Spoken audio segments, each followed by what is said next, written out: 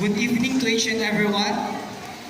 To our guest and honor and speaker, Engineer Jeric Sabangan Metro.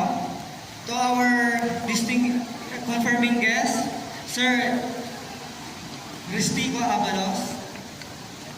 To our PTA President, Ma'am Chona S. Neri.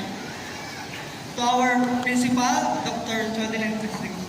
And to our Assistant Principal, Dr. Rowena Alcantara.